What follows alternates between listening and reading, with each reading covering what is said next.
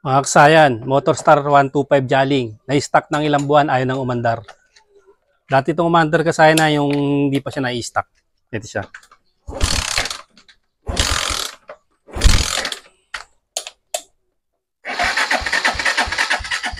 Pero malakas ang kuryente. Tutok mo dito sa ano natin. Sa ating high tension wire. Ang kasayan na. Kita ba?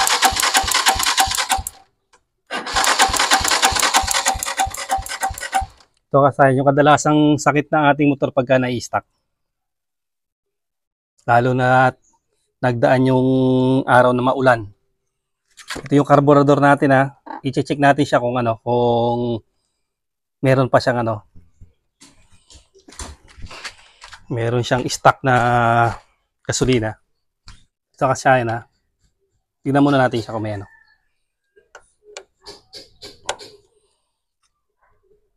Wow, tigas.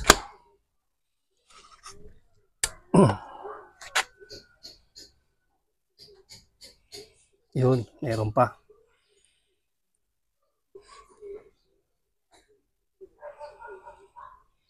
Meron pa naman, pero parang ano na siya, panis na siya.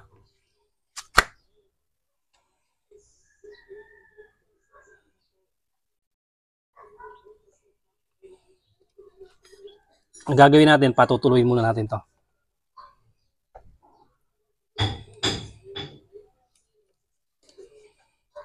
Saan tayo basahan para hindi maano.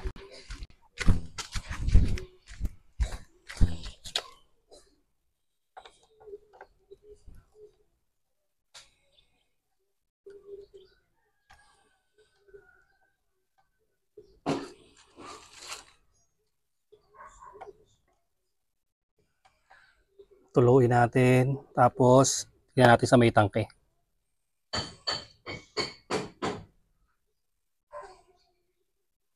Yan.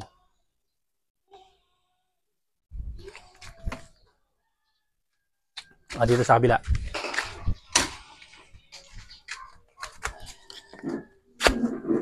Naka-open siya, dapat tuloy-tuloy yung ano niya, yung gas.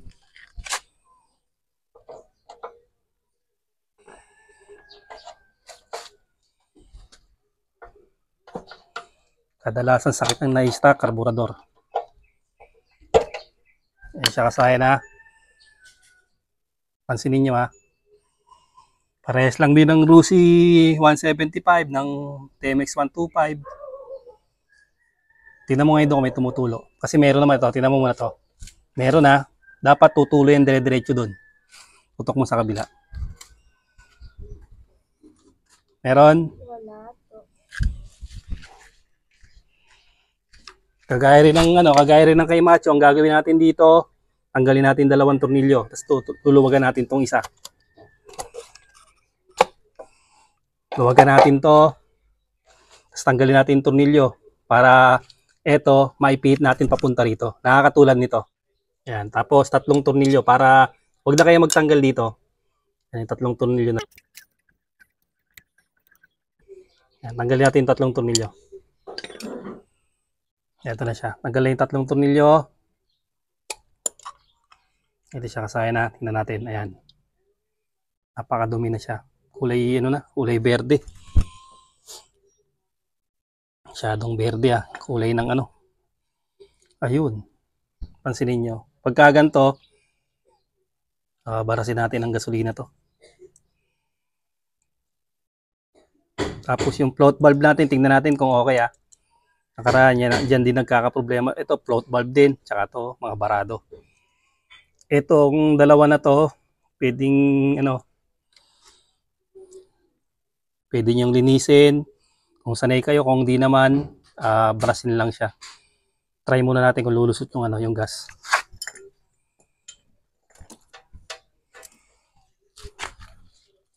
Hawakan mo yan. Angat mo ha. Tingnan mo kung ano. Pasok ko muna tong ano.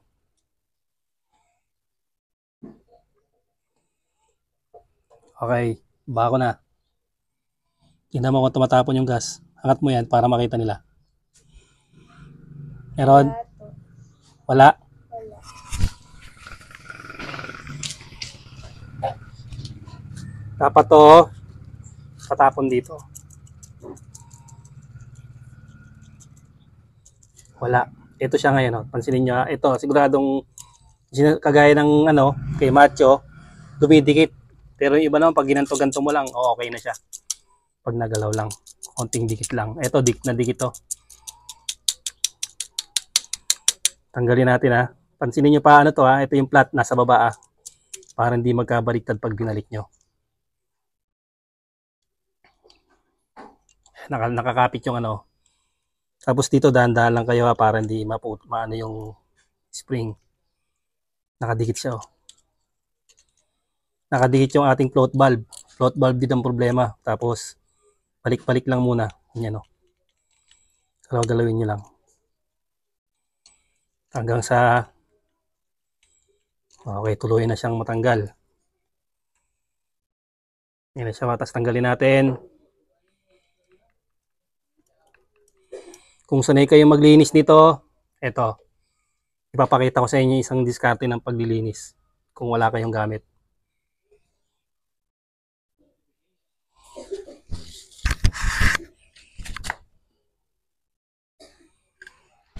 Kasi ito, maari naman okay naman siya dahil kumulay lang siya. Maari din na baraan sa loob. Tingnan niyo muna siya ha. Sagad ang higpit. Sagad din ang higpit.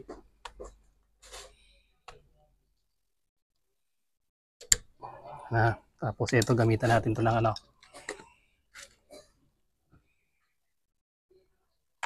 Otso yata ito eh.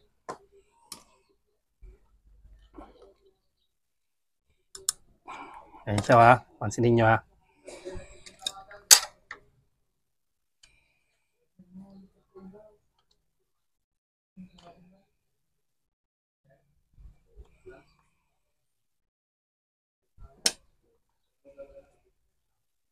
Yung loob niya, maaaring nagbara rin siya.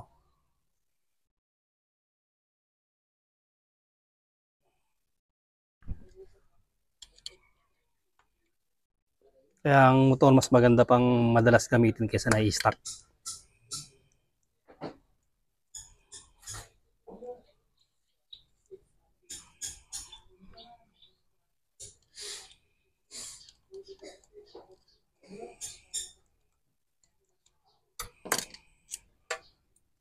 Tara dito. Dito tayo.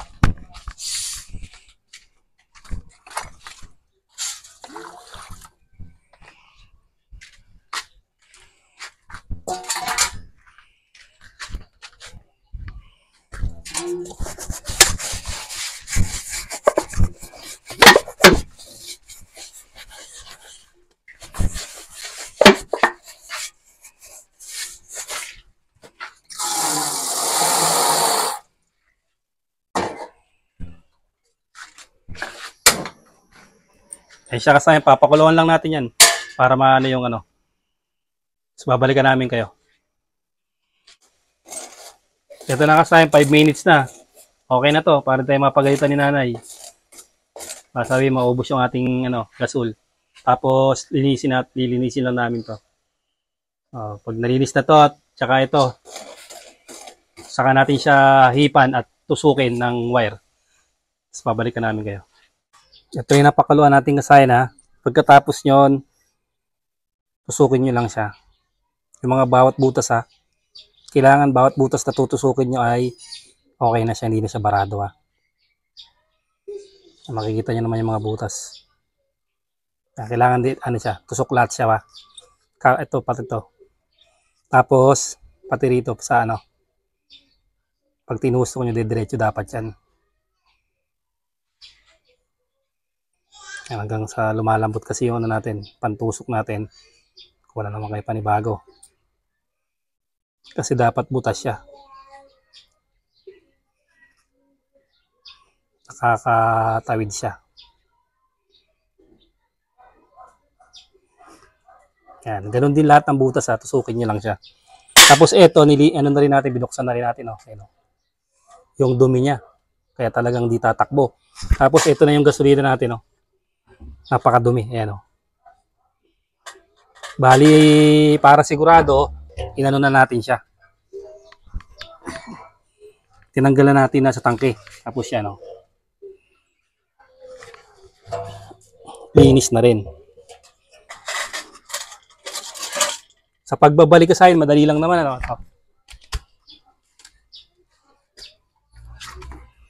Ito, balik nyo lang siya ulit, tapos kabila. Kabila, tapos yung ano, ito sagad lang naman to. Sagad lang pag tinurnilyo nyo. Ito, wag na to kasi ito yung sa timing. Yung timpla. Nakatimpla naman yan bago, ano, bago siya na-stock. Babalik natin to kasahin, tsaka yung float valve niya, ha? Yung float valve, pabaligtad lang naman siya. Yung makinis niya, nasa taas. Saan ba yung float valve natin?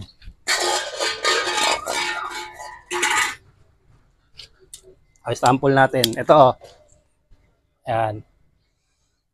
Pag nilagay siya, ito yung makinis.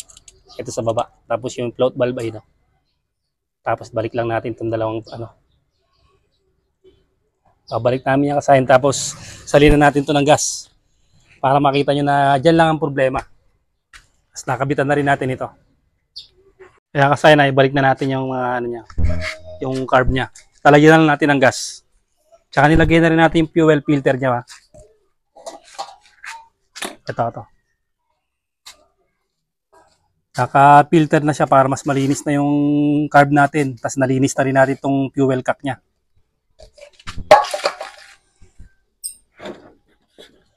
Salinan na lang natin ng gas yung ano, kung tutuloy-tuloy na. Unleaded gamit natin.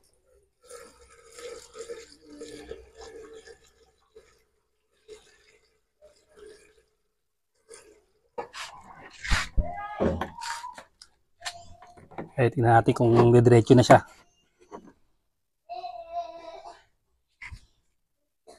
Hop. Wala pa. Dagan pa natin.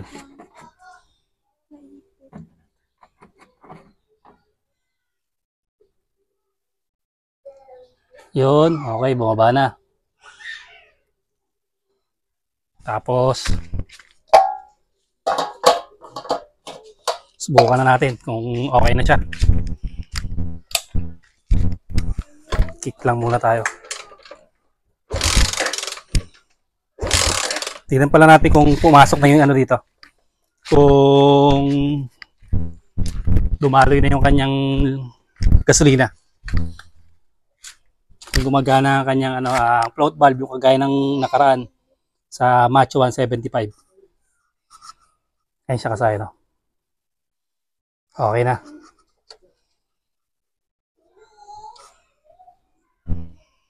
Malabas na yung gas natin. Start.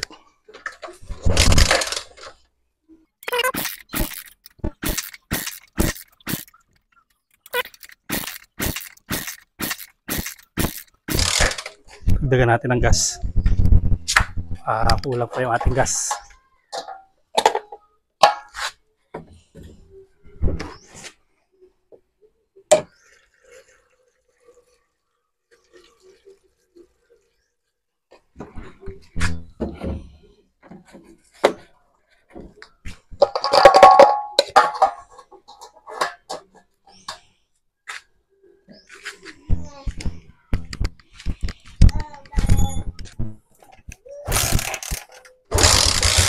Yun.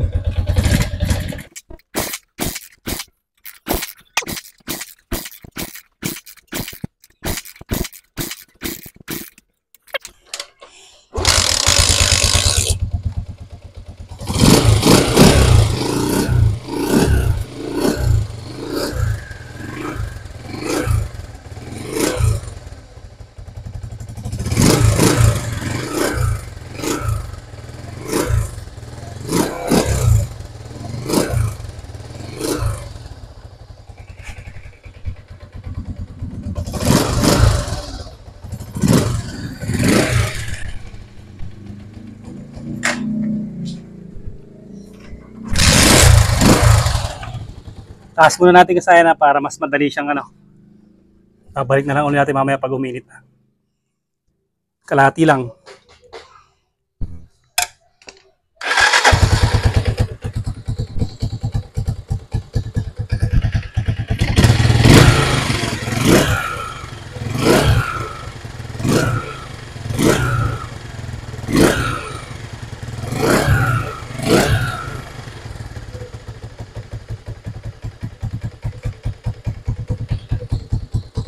Kalahati, gawin natin isang ikot.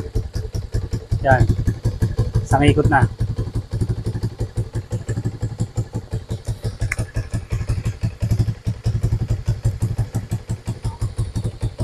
Ganun lang gagawin nyo kasaya na pag yung mga dating umaandar naman, na-stack lang, di na umandar. Kadalasan talaga ito ang sakit. Karburador, tapos yung tangke. Mga fuel loss niya. Ito, kagaya nito, yung naman ito, float valve din. Kaya siya nagbara.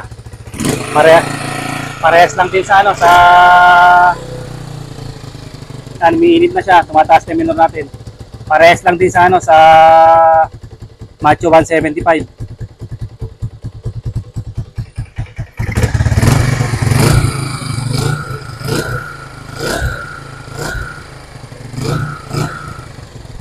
Importante, tumutuloy na yung ating gas, ha. Hindi na barado yung ating float valve. At saka pag konti lang yung gas nyo, palitan nyo na lang, ubusin nyo na lahat yung tulad nito. Alisin nyo na yung alisin nyo na yung luma, panlinis na lang yan kung ano man yung lilinisin nyo. Ayan, pakita may logo. Sobrang dumi. Ayan, dahil may filter na tayo, hindi na yan basta doon, hindi na pupunta sa carburetor yan. Mahaharang na yan ang filter. Yung mga dumi na yan, mahaharang na ng ating filter.